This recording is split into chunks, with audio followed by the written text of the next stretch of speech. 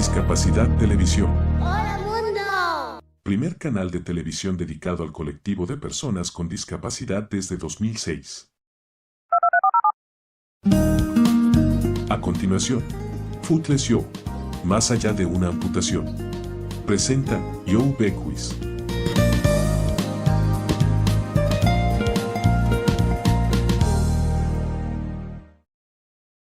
Audio en inglés, subtítulos en castellano.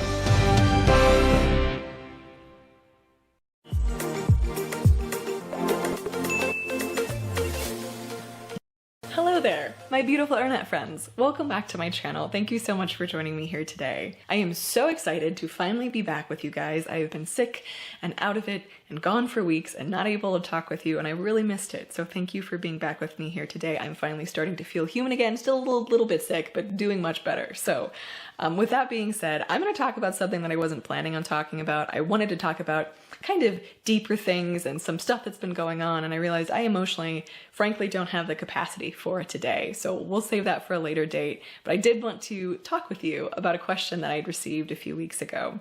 I realized I've never made a video about this, and it's kind of shocking to me because this seems like a question people would want to know. I wanted to know this before I had my leg amputation, and that's the question of how painful is it really? How painful on a scale of 1 to 10 is it to have an arm or a leg chopped off? Now, I obviously only have the experience of this puppy being gone, but it's a very valid question, and the person in the comment section asked me, on a scale of 1 to 10, no BS, how much does it hurt? And I wrote them a 3-paragraph response because I was like, I can't just answer this with a single number because it changes over time, it shifts, and it's a kind of a moving target, especially for those first few months. Now, I do realize that this is not going to apply to most people watching my channel, hopefully, ever. I hope you never have to face losing a limb, but on the off chance, you might as well stick around and learn some information. This was something I was obviously really concerned and curious about heading into my amputation. I could ask my doctor, how much does it hurt to lose a leg? But that seems kind of like a redundant question because it's gonna hurt. Something is being removed from your body that, generally speaking, is supposed to be there, and it's not gonna feel good. But what does that actually mean? Because I've gone through surgeries before, so is it gonna be twice as bad as any surgery I've ever had? And how long is that gonna last? And I will clarify that this is only my experience. Everyone feels pain differently. Everyone has different biological pain tolerances, and everyone's surgeries go differently, or amputations. So don't take this as gospel. This is really just my experience. As I was preparing for my amputation, because if you don't know, I had a few weeks to know that this is what was gonna be happening. This is a decision that I made. This is what we're going through with. So I spent a lot of time researching everything I could possibly think of about the process, and something that there wasn't a whole lot of information about is the pain of it, because it's variable, it's different for different people, but it also seemed like there wasn't a lot of consistent good information out there. So I'm going to tell this story chronologically, except for one thing. I'm going to be talking obviously a lot about hurt and pain in this video.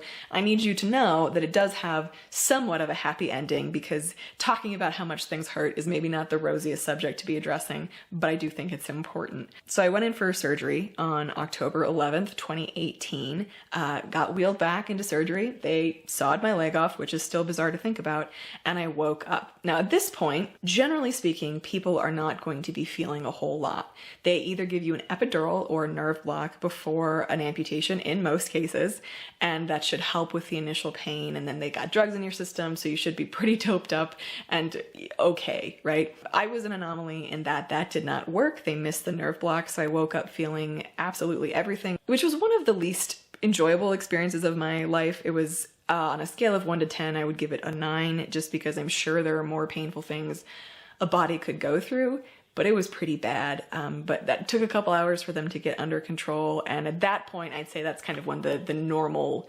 began. So pain in the hospital, minus that initial waking up moment, was not good, but I would put it in the realm of bearable thanks to good medications. They did have some problems controlling it. It kept on sneaking up to a 7 or an 8 on the pain scale, which was too much. So they tried different varieties of medications, and eventually they put me on a at-home nerve block. They basically inserted these things into my leg that would slowly be releasing nerve block medication, I guess, for a week and a half. And that really helped because it numbed that entire area as it had time to heal. When I've talked to other friends about their experiences post-amputation surgery, specifically below knee, because most of the people I know are below knee amputees, their experience is that the first few days are hard, but generally pain can be kept under control, especially if you're working with good doctors who know how to properly administer pain medication. So I made it back home, and from the time I made it back home to the time that I got my cast off 2 weeks later, I feel like things were pretty stable. I was in pain every day, I was staying consistent with my pain medication, but I'd give it like most days were like a 5 to a 7. Like it hurt, but I could function, I could sleep, I was doped up, so it's all right, right? And I was warned that when my cast came off, things might get a little bit worse because we'd be releasing any pressure in there and disturbing it and all of that. And they were entirely accurate. Not everyone has a cast after their amputation. In fact, I think it's somewhat less common, but I did. That's how they felt I would heal best. So I went back in, had the cast taken off, came back home, and that's when the most uncomfortable 5 weeks of my life started. Phantom pain. Phantom pain came paying me a visit, and it is a weird thing to experience. I felt consistently like there was a cattle prod being like shoved up against the bottom of my non-existent heel, and constant like painful electricity. I don't know if that makes sense. And I would just sit on the couch and be in tears because there was nothing I could do to get it to calm down. One of the problems with phantom pain is that it's nerve pain, and a lot of normal kinds of medications don't really help with nerve pain. There are two, gabapentin and Lyrica. I was on both of them at different times and they didn't seem to do a whole lot for me.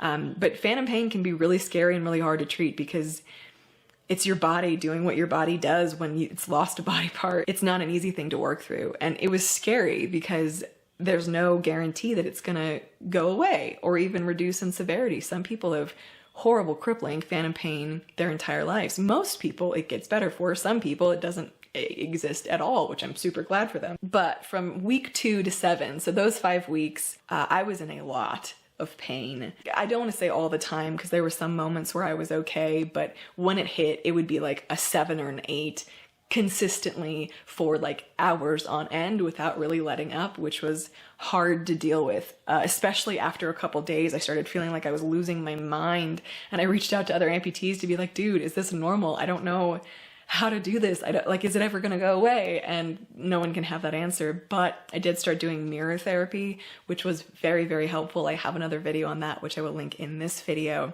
but it helps with phantom pain for a lot of people. I stayed consistent with it for a month and it did eventually subside. After those first 7 weeks of amputation, I was at a place where I could get fitted for a prosthesis and start that whole process. And it was really funny to me when I learned that people get fitted for prostheses, for prosthetics, I should really know that word, like 8 weeks after losing limbs, because in my mind, I was thinking like, doesn't it take a body a lot longer to heal from something so significant?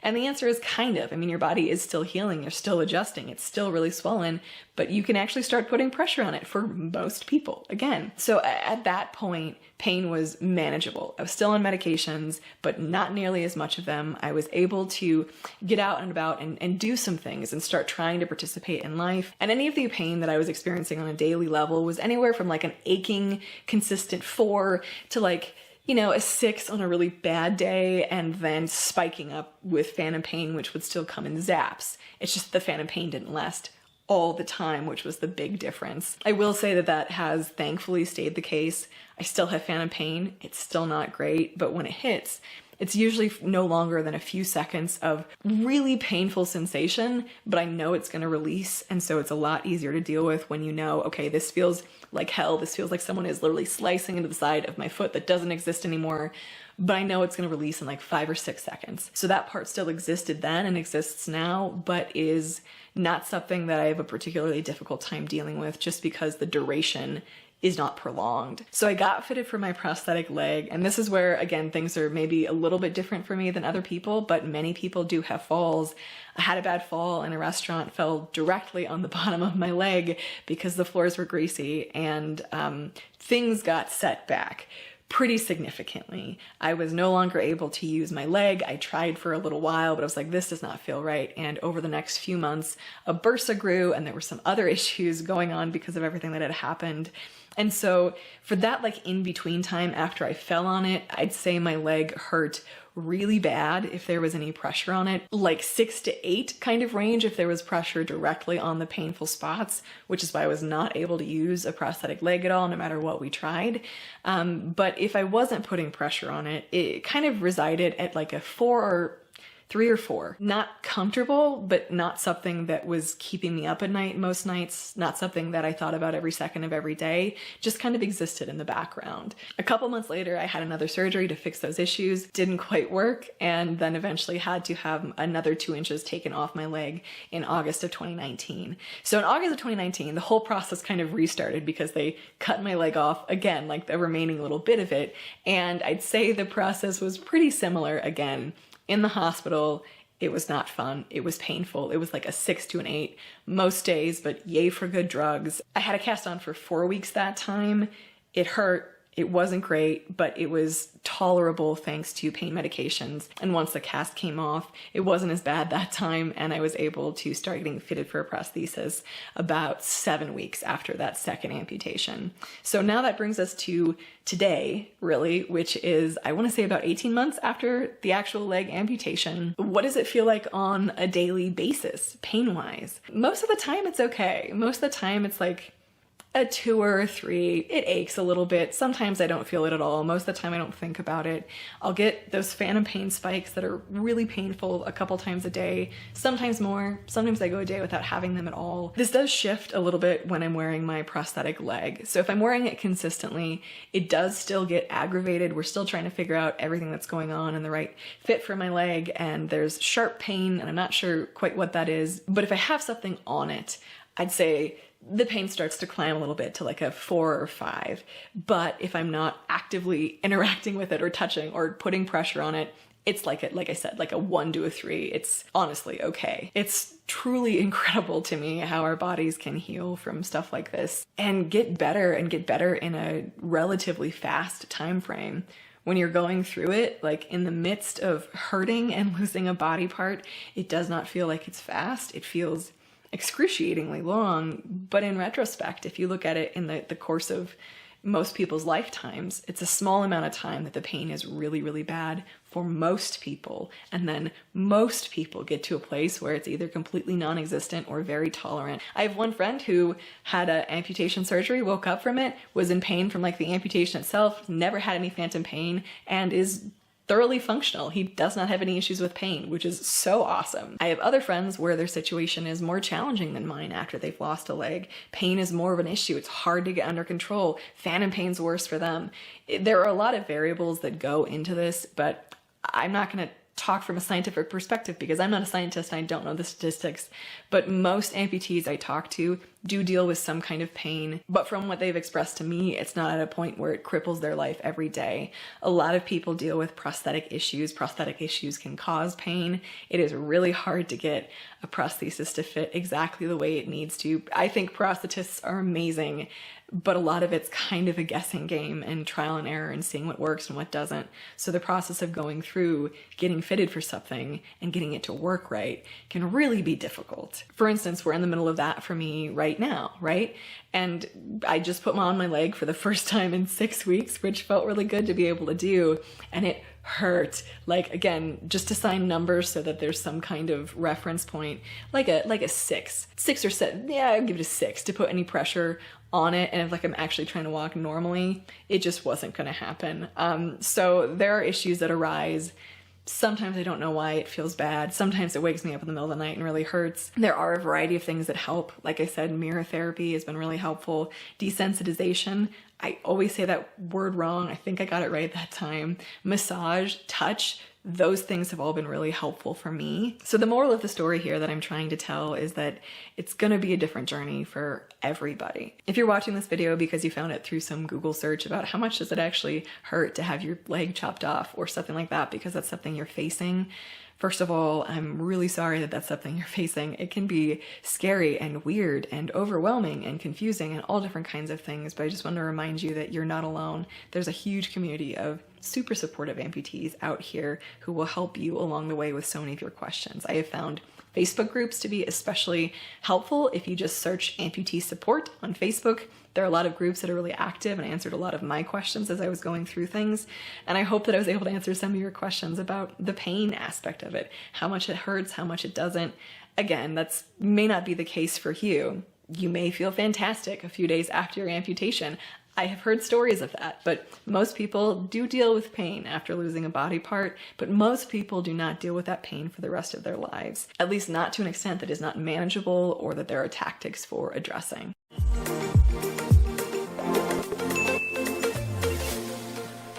Saying, "I don't see you as disabled" as a compliment reveals that we actually think disability is a negative thing, is a bad thing, is something that we shouldn't be. Microphone, tape, prosthetic foot. Hello there, my beautiful, lovely internet friends. The foot mic has returned. This way, no one can ever accuse me of putting my foot in my mouth when I say the wrong thing, because I'm doing it to myself.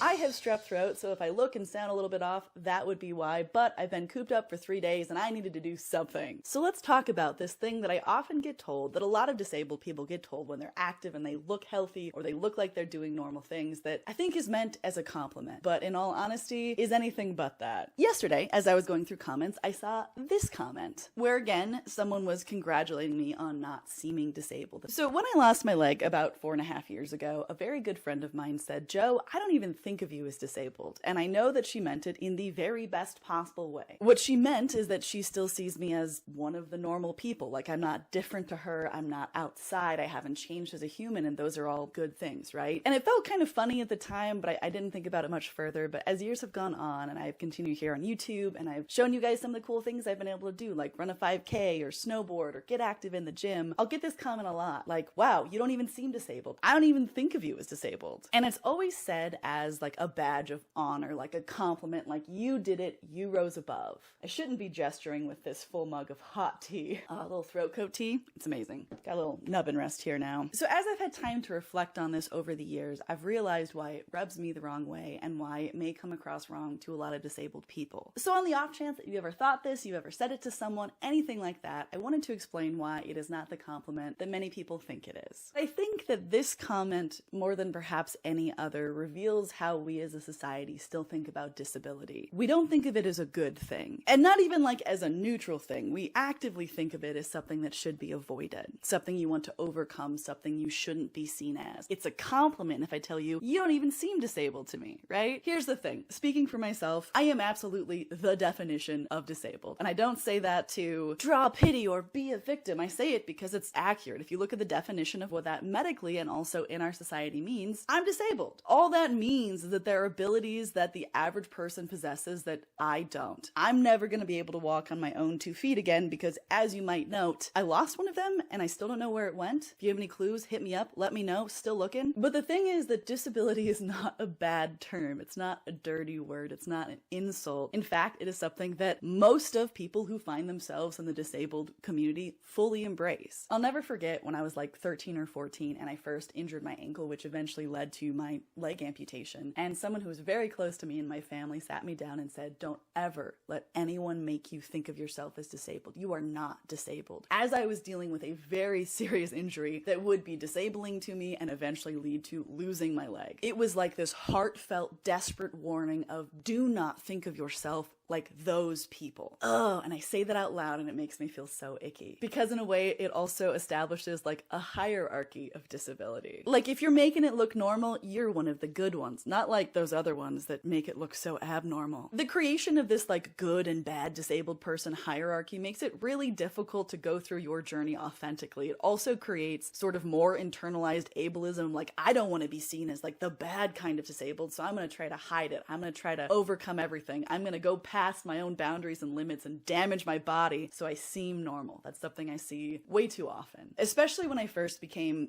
like visibly disabled. You feel like in your core that society wants you to appear as normal as possible, and if you check that checkbox of seeming normal, seeming like the rest of us, then we'll accept you. Then we won't give you as hard of a time. Then we're even going to call you inspirational and say nice things about you. But if you don't reach that mark, if your disability causes you to struggle and people see that, then that's where like the actual negative comments come in. Then that's like where all of the don't let your disability stop you, don't let it get you down, like that kind of stuff starts coming in. And where a lot of like the more gross comments that I don't feel like mentioning here start being said. In a lot of ways, I feel like it's calling someone differently abled. You're not disabled, you're just differently abled, which is like the bane of my existence. I've mentioned this in so many videos. I hate that term because no, I'm not differently abled. I am disabled. There are things my body cannot do, will never be able to do, and that's okay. That's just a reality. I adapt, I get through it, I seek help, I figure out new ways to do things, but I am not the same as an able-bodied person, and ignoring that reality invalidates so much of my experience. I feel like saying it's okay to be disabled is a little redundant and shouldn't have to be said, but it's a fact. It's just a reality of life for like 25% of the US alone population. A lot of people have disabilities, and that shouldn't be overlooked because we might be uncomfortable with the term, or we don't understand it, or we think of it as a bad thing. It's just reality, and by acknowledging that and accepting it, it enables us to better live lives, to seek accommodations that we need, to take care of ourselves well. No matter how much I do, or if I make something look natural or not, it does not detract from the fact that every aspect of my life, to some extent, is adaptation. That I will never not be disabled. I'm never gonna regrow my leg. It's not coming back, even though my sweet niece asked me the other day when it's gonna grow back, and I had to break the news to her that, honey, it's not.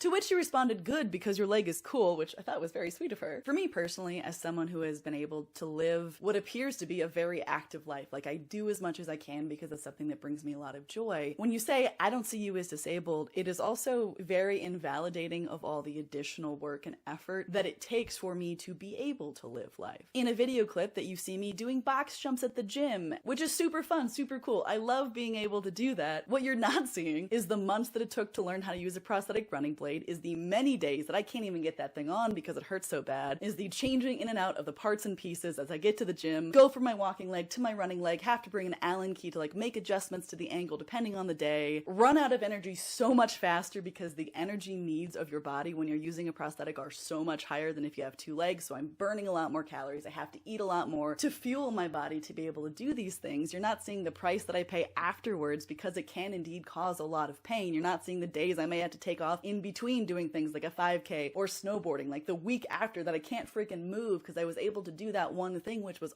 awesome. But the cost that it comes at is not something that I can avoid, whether or not, you know, someone else might actually see that. I don't think it's some grand secret that we do have this underlying current of thinking of disabled as something bad or worse in society, which is something I hope that we continue to overcome and face, because it's not. It's a morally neutral thing. It's just a fact of life. Realistically, it's like saying someone's a brunette. Okay, you might like that or not like that depending on who you are, but they're a brunette. It's not good or bad. It's just a fact. I'm disabled. It's not good or bad. It's just a fact. It is a portion of my reality. It's a small part of my identity, but it is important to acknowledge and see because I cannot escape it. It's not something I can get away from. I just want to repeat that I know that the person leaving this comment, I know that my friend who said it, I know that people who say it to me in passing don't mean a gosh darn bad thing by it. They mean it with like the purest of intentions, but I wanted to shed some light on the underlying message because I'm sure this is something I would have said years ago, right? Like as a compliment to a friend, like, yeah, you're doing it. You're making it through. Look at you persevering. You don't even seem disabled. As I finish recording this, I wonder if anything I said just made sense. My brain's a little scrambled from the antibiotics and the exhaustion and the pain of strep throat. By the way, guys, I think I've become a big baby, but strep throat is like the worst thing ever. I've had it before. It's been like annoying, but this time for 2 days straight, I wanted to just sit in bed and sob at how bad it felt. It's like there was glass in my throat. Pity me. I'm just kidding, don't. But I mean, like, if you want to throw some pity my way,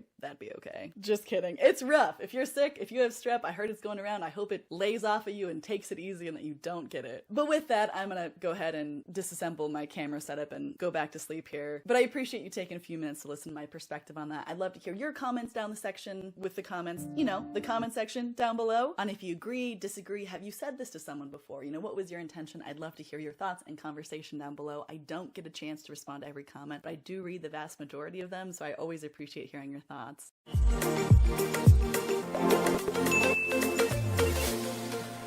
Well, hello there, my beautiful, lovely internet friends. I have a serious subject today, which is why I brought out the foot mic, because nothing screams you should really listen to my opinion, please hear me out on this, louder than talking into a disembodied foot. So the video that you are about to watch is a deviation from my normal content. Usually I'm a creator who talks about my life as an amputee, hence why I have so many feet in my house, weird sentence out of context, topics around disability, mental health, things like that. But there is one specific topic that has been rattling around the internet for a few months now that is deeply concerning to me, and as someone who has gotten divorced, this is something I wanted to spend a few minutes shedding some light on. I got divorced a year and a half ago. I was in a very committed relationship with one person for a decade. We were married for 7, and I had to make the decision after a long chain of events and doing everything in my power to salvage things. I made the decision to leave. I've cut my leg off twice, and that decision was more difficult. And I always shudder to talk about this stuff publicly. Like, I tried to keep it real quiet when I was going through that, because the amount of judgment and hatred that there is towards, I would say specifically women when they are ending marriages, when people have no context, is intense. The reason that I was able to get divorced is because in the state of Colorado, you can state that this relationship is unsalvageable.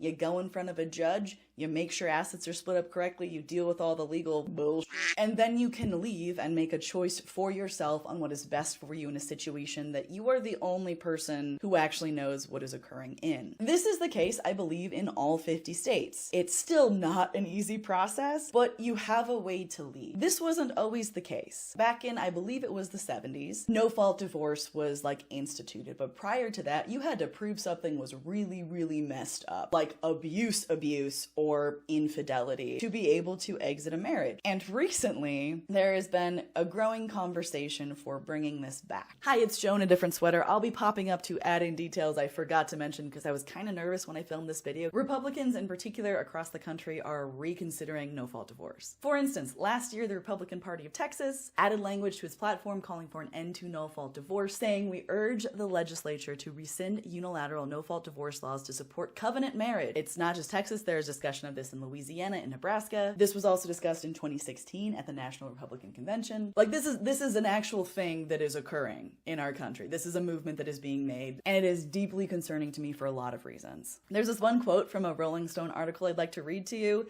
"Despite its embarrassing premise, the only way to retain a partner is to literally trap them in the relationship," but the sentence continues on from then, but that's literally it. You want to cage people up, figuratively speaking, so they can't leave you. There's therapy for that, my friend. This first came to my attention when a man by the name of Steven Crowder, you might know him, made this announcement that he is getting divorced, that it's not his choice, that his wife is leaving him. And no, this was not my choice. My then wife decided that she didn't want to be married anymore. And in the state of Texas, that is completely permitted. It's permitted. It's allowed. As crazy as it is, you're just allowed to say, "I don't want to be married anymore."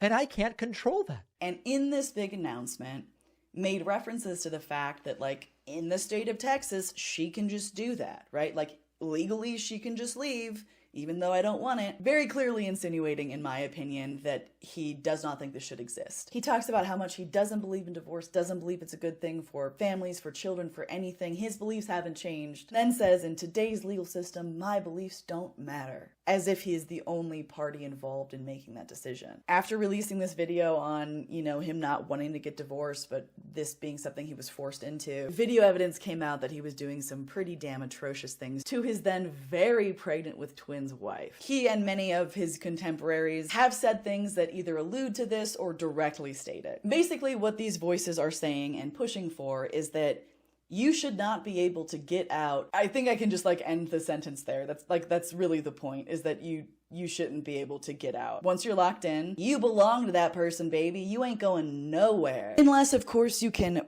prove abuse, or infidelity. I'm not going to spend more than a couple seconds talking about this because I think it's a larger issue, but when you're talking about having to prove abuse to leave relationships, like I said, it is really difficult to prove abuse is occurring in a court of law. It sounds great to be like, well, yeah, you know, if abuse is occurring, you can totally get out, but do you have any idea what it looks like to actually make that happen? Do you have any clue how difficult it is to exit abusive relationships or prove that someone is an abuser beyond a reasonable doubt? Taking away no-fault divorce would make it exponentially more difficult for victims of domestic violence and abuse to be able to escape. And that is something that we should all be very concerned about, regardless of your stance on the topic of divorce. It is so bizarre to me that a portion of our society is advocating for this kind of control because that is what it is. All this is doing is making it easier to control someone. Oftentimes this is women, but guess what? It's men too. Regardless of your gender, you can find yourself in a bad situation or a toxic relationship or discover that you have an abusive partner. So let me take this back a few notches. Let's say that abuse is not occurring. Hopefully it's not, right? But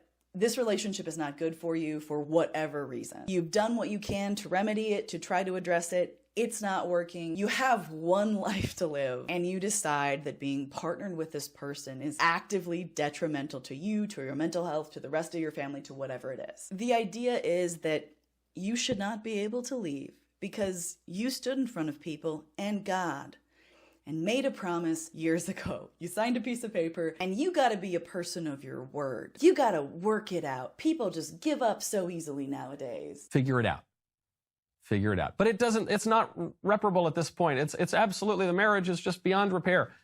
No, it isn't. Just work through it. But there is something greater than your individual desires. But the marriage itself is an institution. And I don't care if you don't feel happy at this particular moment. You're not going to feel happy at every single moment of your life. There are more important things than your individual pleasure at any given moment. So often the tone is people who just aren't willing to put in the work. You know, life isn't just about your pleasure every single second of every day. Have some endurance, have some perseverance, just work through it, right? It's just what people do. Don't be a pansy and give up. And I don't know what kind of divorces these people have witnessed or experienced. Maybe that's the case for some people, but I can certainly tell you, at least in my own experience and that of the people that I know, that this is not a decision you make lightly, even if it might come as a surprise to other people. The effect that divorce has on every single aspect of your life, financially, emotionally, socially, to such a deep, deep level. I find it difficult to believe that people make this kind of decision and follow through on a whim. Again, I am certain it happens, but you'd have to really work to convince me that that is the norm,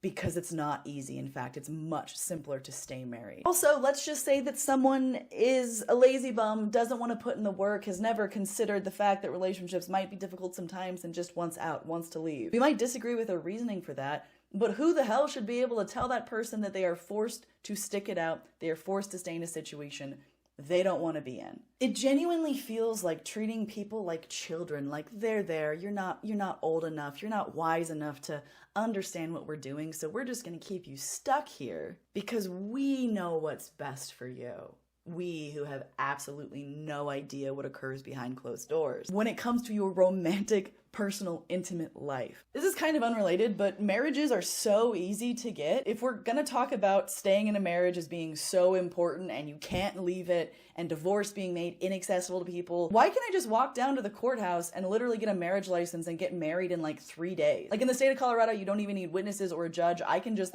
find someone, we can sign a paper in the woods, we are now married. And we're totally fine with giving people that kind of responsibility to make decisions for themselves, who they want to spend the rest of their lives with. But beyond that, no. You can't have the autonomy to make decisions for yourself once you've made that decision already for yourself. If you want to make divorce a lot more difficult to get, why aren't we also talking about making marriages way more difficult to access? I'm not advocating for that, just so we're clear, but it kind of seems hypocritical and weird to me if the tone is that we don't trust you to make decisions. Another thing that is perplexing to me is that those advocating for this type of thing often talk about needing to keep people together to lower the divorce rate.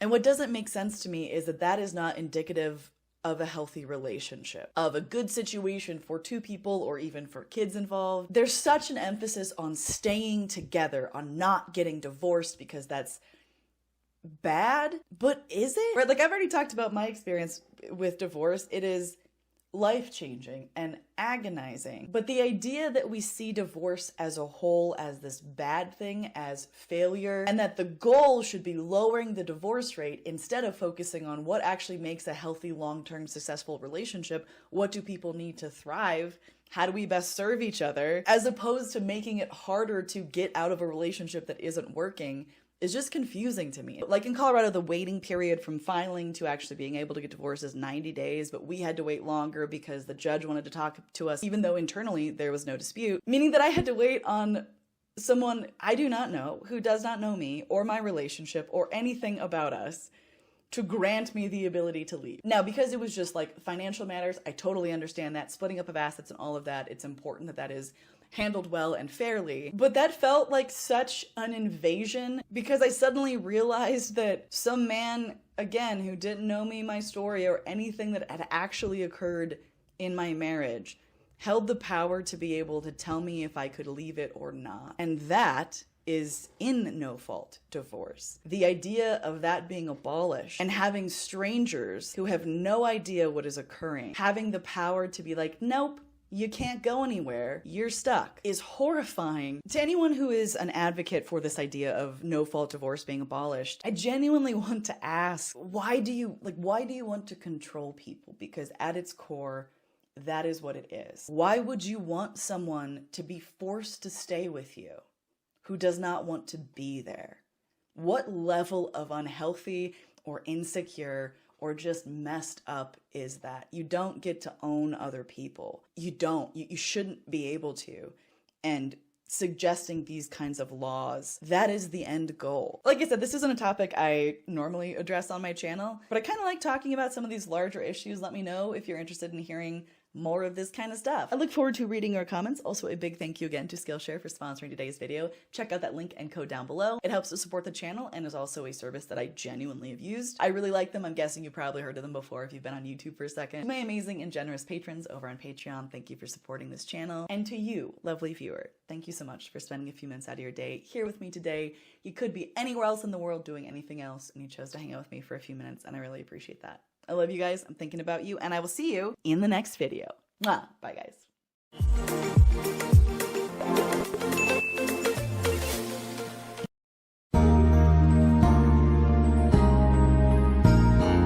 Discapacidad Televisión.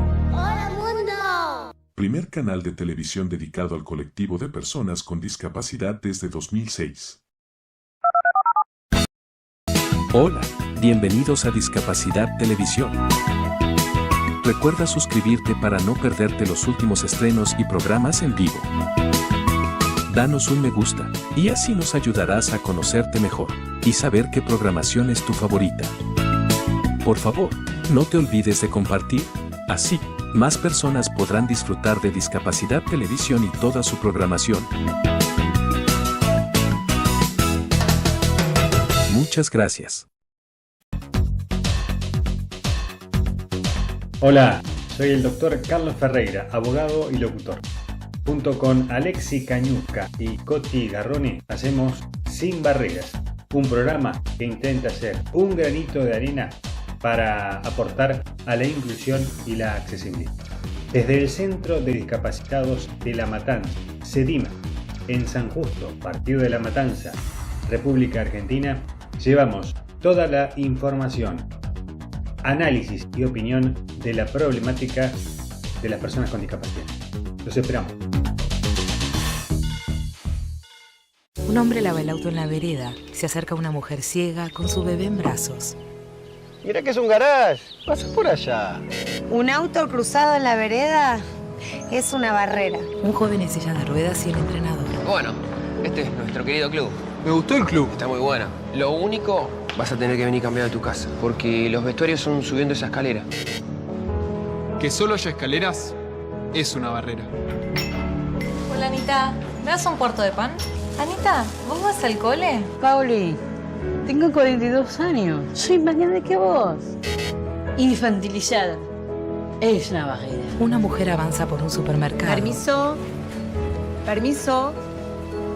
¿Qué sos, sordo, que no te moves? Sos todo. La mujer se disculpa. Los prejuicios barreras. Avancemos hacia una sociedad sin barreras. Agencia Nacional de Discapacidad. Argentina Presidencia.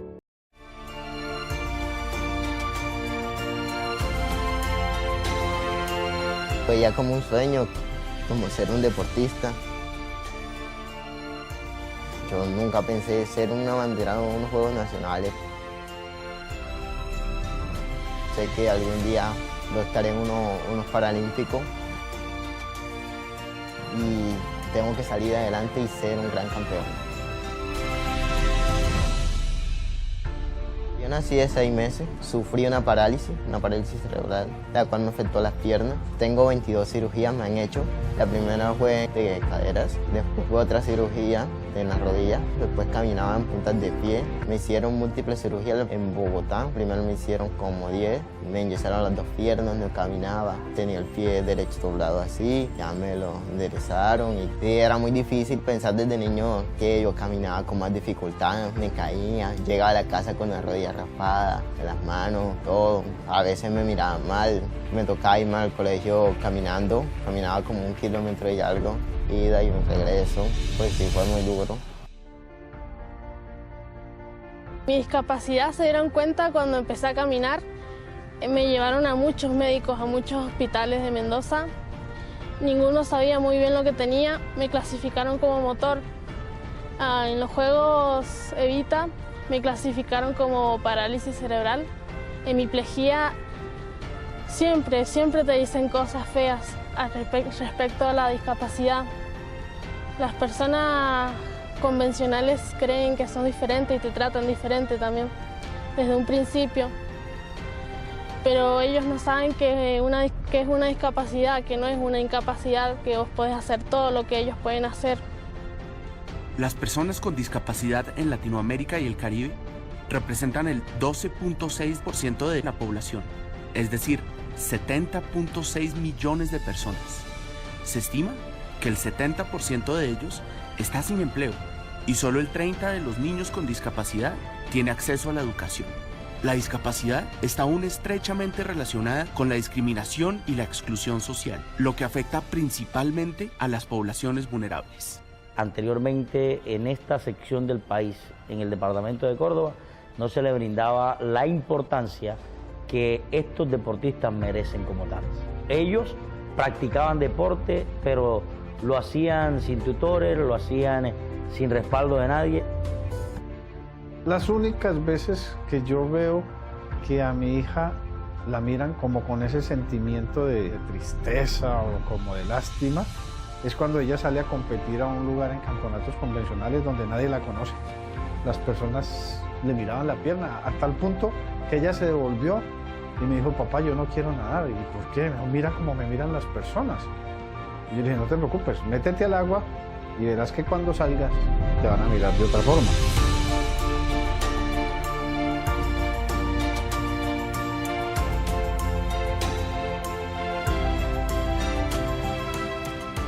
Me han dado el valor que hace tiempo no se lo daban por la discapacidad. Hoy día son valorados, son tenidos en cuenta en muchas partes, incluso hasta para la inclusión laboral. Pronto, si usted tenía una limitación, el entorno lo miraba de manera excluyente. Pero estos muchachos deportistas han logrado, a través de su disciplina y de su trabajo y de sus medallas, que entendamos que ellos también hacen parte de la sociedad. Todos los seres humanos, sin excepción, estamos en la capacidad y tenemos los mismos derechos para hacer de nuestros sueños una realidad, para alcanzar nuestras metas y seguir adelante. El deporte te cambia la vida, ayuda mucho, te hace sentir especial, te hace sentir que vales la pena, te hace sentir que vos podés hacer más de lo que te propones, que si vos te pones las pilas y pones una meta, la vas a alcanzar y vas a seguir superándote. El Banco Interamericano de Desarrollo, en alianza con la Agencia Presidencial de Cooperación de Colombia, Coldeportes, el Comité Paralímpico Internacional y su Fundación Ajitos, trabajarán con los ministerios del deporte, las instituciones municipales y clubes deportivos en Colombia, Ecuador, Perú, Nicaragua y El Salvador para facilitar el acceso a las personas con discapacidad a la práctica deportiva.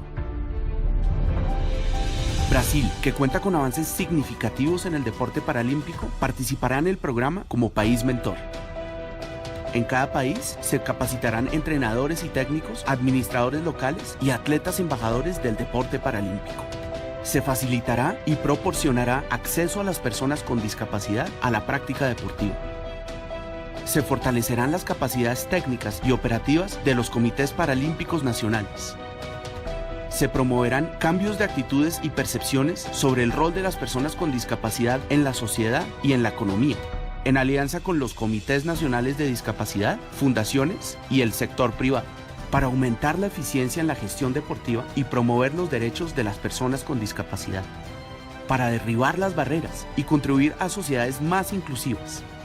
Ya no me ven como aquel joven ignorante, ya me ven en mí un ejemplo de superación, medallista, que ven como si yo puedo superarme.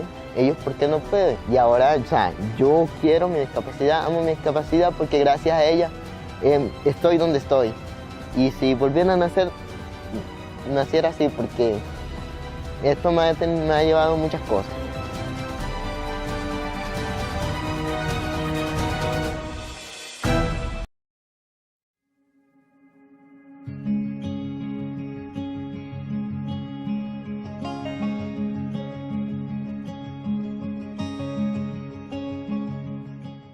Residencia había mucha gente, había mucho ruido y aquí estamos a gusto.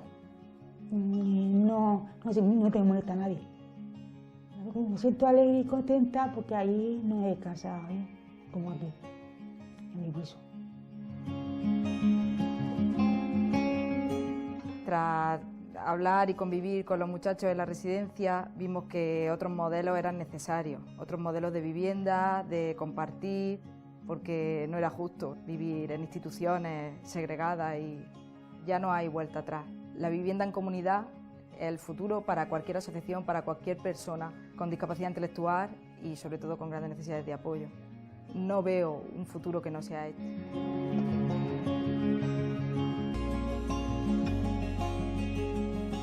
La administración es uno más del proyecto. El proyecto no se puede hacer si no hay una colaboración y si no nos sentamos juntos a ver cómo se hacen las cosas. Si no sienten de primera mano cómo las personas piden otra situación. Eso no puede llegar solo a los profesionales y a las familias, porque entonces solo no lo creemos la mitad. Yo creo que ese es el éxito de que lo hayamos podido hacer. Es vital la participación de la administración. Considero muy importante que las administraciones todas tengan que colaborar y trabajar conjuntamente y que se crean el proyecto. Un proyecto que se debe de creer en las personas con discapacidad, que deben de tener una vida normalizada e integradora. El proyecto Mi Casa debe ser una realidad, no solo en Canarias, en La Orotava, en Tenerife, en Canarias y en España. La vida de las personas cambia sustancialmente en este tipo de proyectos. Da una sensación de valía personal y de seguridad, evita estrés, evita problemas conductuales y no solo afecta a las personas con discapacidad, sino a su imagen social, a la imagen que tienen de ellas su familia. Ahora tengo una vida más normalizada e inclusiva. Duermo en una habitación individual con televisión y hecha a mi gusto y tengo muchas más oportunidades de participar en mi día a día. Lo que más me gusta es sentir que esta es mi casa. Ojalá todas las personas con discapacidad tengan la misma oportunidad de vivir en comunidad como cualquier persona.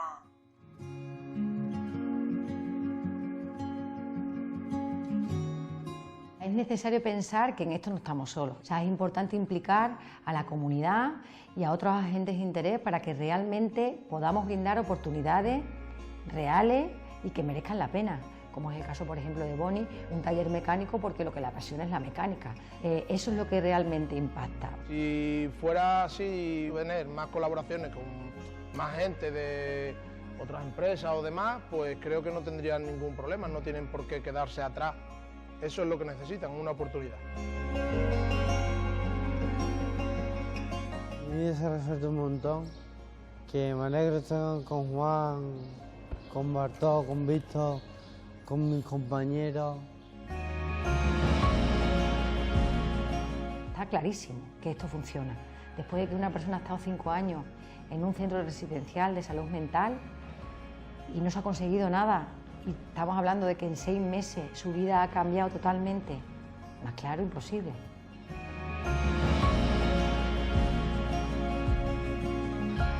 No tiene que mirar hacia atrás, solo tiene que mirar para adelante. Si ya te para atrás, no hemos hecho nada. Tenemos que ir para adelante.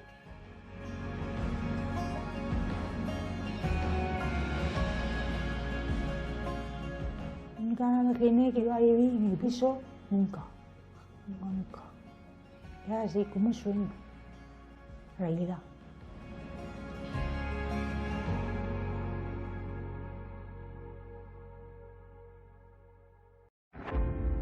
Una gran arboleda.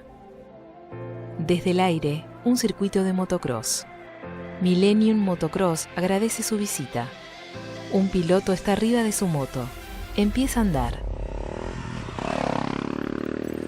Soy Juan Nimo, lesionado medular, tengo 35 años de edad. Soy nacido y criado en la ciudad de Neuquén. Me inicié muy pequeño, cuando tenía 4 años de edad, en el karting. Posteriormente pasé al motociclismo, actividad que desarrollé durante 14 años, hasta los 18 años que tuve una caída. Y a partir de ahí, bueno, obviamente que la rotura de varias vértebras provocó una lesión en la médula a nivel T3, T4. Y hacia ahí, bueno, inicio el mundo de la discapacidad, pero con el sueño de poder convertirme en piloto de automovilismo. Finalmente lo logro mucho tiempo después, luego de haber desarrollado cuanta actividad quise a mi discapacidad para mostrar que estaba en condiciones de poder hacerlo. Vuelvo a elegir siempre para escapar de diferentes circunstancias o situaciones el motociclismo, una moto adaptada que ya lo venía practicando a los 2 años después de mi lesión, y hoy camino a un desafío de los más importantes que tengo, que es lograr correr una carrera muy importante tipo Dakar para seguir logrando objetivos. Así que nada, acá estamos en un día de entrenamiento. Juan recorre el circuito en la moto. El motociclismo es algo que amo muy pequeño, entonces nada, resuelvo las cosas quizás más de manera natural. El automovilismo requiere de muchísimas pruebas, muchísimos desarrollos, pero el motociclismo tiene algo que no lo tiene ningún otro deporte, que es esa cuestión adrenalínica, esa cuestión del físico. Muchas veces la gente piensa que es subirse a una moto y acelerar y nada más, y no, requiere una concentración, requiere una preparación física muy alta, que es lo que me entusiasma también. Meterse en el mundo del automovilismo con una discapacidad, en el mundo de elite, y con los números que se manejan y todo, no es sencillo. Parte del medio quizás no lo acepta tanto como lo acepta la gente, el aficionado, y eso para mí es una gratitud enorme, tener el acompañamiento de ellos. Y hoy tengo la posibilidad de armar un desafío, así como tuve la suerte hasta mi llegada al automovilismo, de estar buscando desafíos permanentemente para mostrar que están en condiciones de poder hacerlo, de buscar la paridad entre la discapacidad y lo convencional, de mostrar que podemos ser competitivos y que más allá de la discapacidad podemos pelear de igual a igual. Tampoco es sencillo del otro lado que en un cambio cultural que se va dando, que se acepte todo por completo de manera inmediata, ¿no? Muchas veces la gente por ahí piensa que la discapacidad no es sinónimo de profesionalismo y que uno hace las actividades como una cuestión de recreación. Hay muchos términos, así como se ha modificado y la convención ha laburado para que los discapacitados pasemos a ser personas con discapacidad y no hay que tener miedo ante el término y comunican en eso. Hay muchas cuestiones que se tienen que ir también cambiando en cuanto a la comunicación, como tiene que ver el tema de la inclusión y la integración, ¿no? Que muchas veces la gente por ahí mete todo en la misma bolsa y son cosas distintas. Y hay algo que lo resume muy bien, que tuve la posibilidad el otro día de compartirlo, que es una cosa que te inviten a la fiesta y otra cosa es que te dejen bailar. Una cosa es que a mí me inviten a participar de un evento de automovilismo y ahí estaríamos integrados. Es una posibilidad o es un avance, pero eso no es la inclusión. La inclusión es que vos con tu discapacidad puedas pertenecer al mismo mundo. Y a veces, yo siempre digo lo mismo, la discapacidad tiene la forma más prolija de negarte, que es esta cuestión de yo ante nada te protejo, te cuido. Yo te estoy protegiendo de que no te pase nada. No, porque al resto no lo estás haciendo. Entonces si no estamos viendo con los mismos ojos, midiendo con la misma vara, de poco sirve. Después podemos abrir diferentes debates con respecto a las discapacidades, que hay discapacidades que requieren de más atención que otra o acompañamiento, pero nada impide que uno pueda pertenecer al mismo mundo que el resto. Y creo que la inclusión verdadera se hace desde ese lugar. Primero la gente. Agencia Nacional de Discapacidad.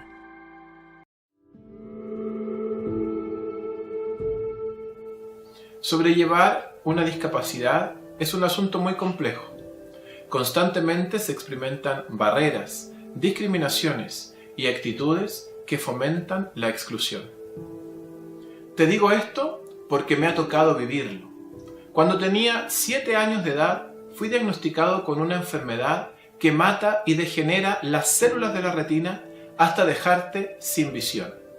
Desde ese momento, todo se volvió oscuro. Mi familia sufrió mucho.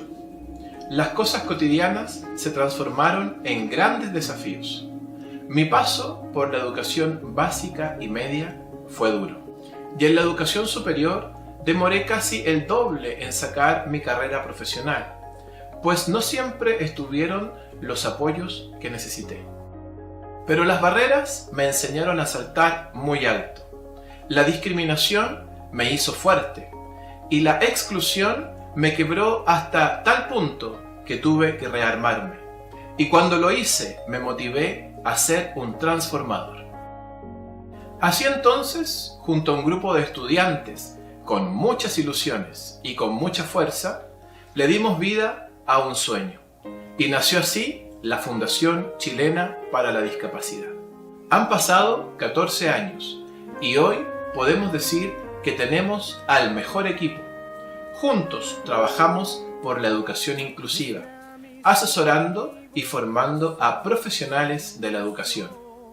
Apoyamos a las personas en situación de discapacidad para que desarrollen su autonomía y autodeterminación, puedan nivelar sus estudios de enseñanza básica y media y puedan formarse para incorporarse al mundo del trabajo en un empleo digno y de calidad.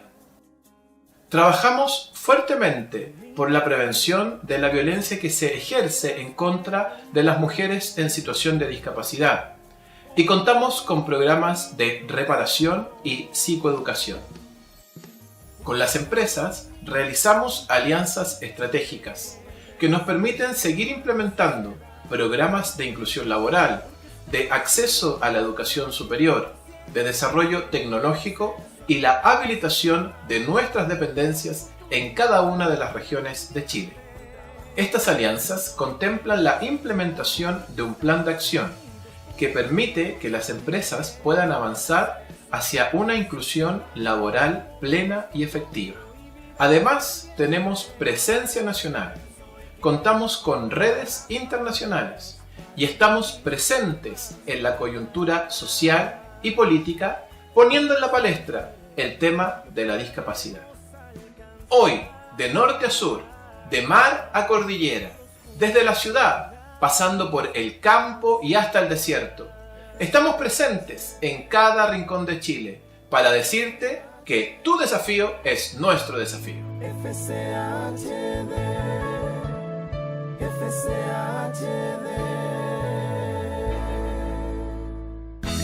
Hola, bienvenidos a Discapacidad Televisión.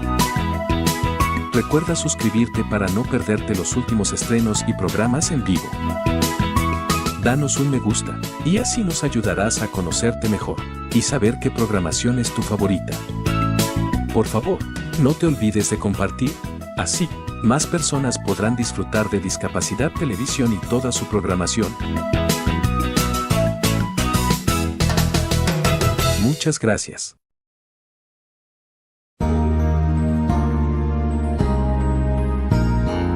Discapacidad Televisión. ¡Hola mundo! Primer canal de televisión dedicado al colectivo de personas con discapacidad desde 2006.